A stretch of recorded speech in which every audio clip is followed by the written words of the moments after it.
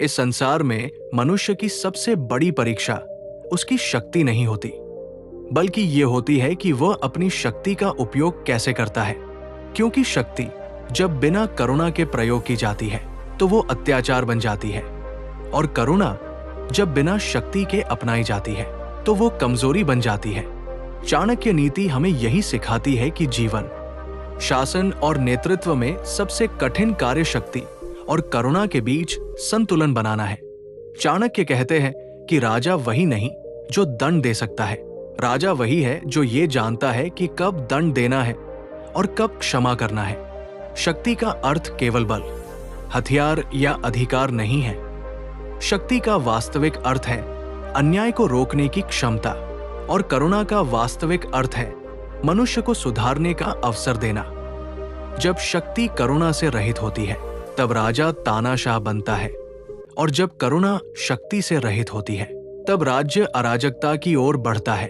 इतिहास गवाह है कि जिन शासकों ने केवल भय के बल पर शासन किया वे अधिक समय तक टिक नहीं पाए। उनके राज्य बाहर से मजबूत दिखते थे लेकिन भीतर से खोखले थे। प्रजा उनके सामने झुकती थी लेकिन हृदय से नहीं, और जैसे ही शक्ति कमजोर पड़ी वही प्रजा विद्रोह पर उतर आई। दूसरी ओर ऐसे भी राजा हुए जो अत्यधिक दयालु थे, जिन्होंने हर अपराध को क्षमा किया, हर नियम को ढीला किया, लेकिन परिणाम ये हुआ कि अपराध बढ़ते गए, अनुशासन समाप्त हो गया और राज्य कमजोर हो गया। चाणक्य नीति स्पष्ट कहती है कि अत्यधिक दया भी उतनी ही घातक है जितनी अत्यधिक क्रूरता। चाणक्य और चंद्रगुप्त मौर्य की कथा हमें इस संतुलन का सबसे बड़ा उदाहरण देती है। जब चंद्रगुप्त ने पहली बार शासन संभाला तो उसका हृदय करुणा से भरा हुआ था। उसने कई अपराधियों को क्षमा कर दिया, ये सोचकर कि दया से लोग सुधर जाएंगे। लेकिन चाणक्य ने उसे समझाया कि दया तभी तक उचित है जब तक वो न्याय को कमजोर न करे। चाणक्य ने कहा कि पहली गलती पर चेतावनी दी जा सकती है, दूसरी पर दंड आवश्यक है और तीसरी पर कठोर निर्णय ही राज्य की रक्षा कर सकता है। यही नीति चंद्रगुप्त को महान सम्राट बनाती है। शक्ति और करुणा का संतुलन केवल राजाओं के लिए नहीं है, बल्कि आज के युग में हर व्यक्ति के लिए है। माता पिता जब बच्चों को केवल डांटते हैं तो बच्चे डरपोक या विद्रोही बन जाते हैं। जब केवल प्यार करते हैं और अनुशासन नहीं सिखाते तो बच्चे बिगड़ जाते हैं। शिक्षक अगर केवल कठोर हो तो विद्यार्थी सीखना छोड़ देते हैं, और अगर केवल नरम हो तो अनुशासन समाप्त हो जाता है। यही सिद्धांत ऑफिस, नेतृत्व, राजनीति और व्यक्तिगत जीवन में भी लागू होता है। चाणक्य कहते हैं कि शक्ति अंतिम उपाय होनी चाहिए, पहला नहीं। पहले समझाना चाहिए, चेतावनी देनी चाहिए, सुधार का अवसर देना चाहिए।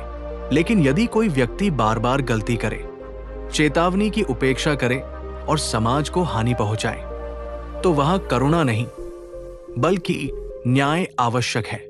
करुणा का उद्देश्य अपराध को बढ़ावा देना नहीं बल्कि व्यक्ति को सही मार्ग पर लाना है। जो व्यक्ति सुधार की इच्छा ही नहीं रखता उसके लिए करुणा नहीं बल्कि शक्ति ही उचित उत्तर है। राजा के न्याय की एक कथा प्रसिद्ध है। एक किसान ने चोरी की, दरबार में लाया गया। राजा चाहता तो उसे कठोर दंड दे सकता था और चाहता तो पूरी तरह माफ कर सकता था, लेकिन राजा ने पहले कारण पूछा।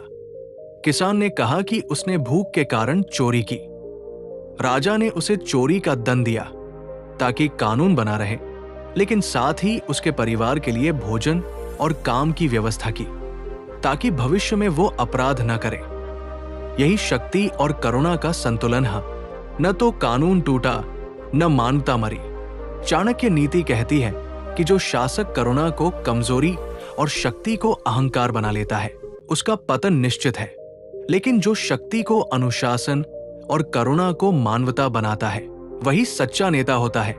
शक्ति आंखों में डर पैदा कर सकती है, लेकिन करुणा दिलों में विश्वास पैदा करती है। आज के समय में लोग कहते हैं कि दुनिया बहुत कठोर हो गई है, इसलिए कठोर बनना जरूरी है, लेकिन चाणक्य कहते हैं कि कठोरता बिना बुद्धि के आत्मघाती है। वही कुछ लोग कहते हैं कि केवल प्रेम और सहानुभूति से सब ठीक हो जाएगा। लेकिन चाणक्य स्पष्ट करते हैं कि अनुशासन के बिना प्रेम भी समाज को कमजोर बना देता है। जीवन का सत्य यही है कि शक्ति और करुणा दोनों अलग अलग अधूरी है, लेकिन जब दोनों मिलती हैं तब पूर्णता जन्म लेती है। अंत में चाणक्य नीति का यही सार है कि राजा हो या साधारण मनुष्य, जिसके हाथ में निर्णय की शक्ति है, उसे ये जानना चाहिए कि कब कठोर बनना है और कब दयालु। क्योंकि शक्ति से शरीर झुकते हैं, लेकिन करुणा से आत्माएं जुड़ती है।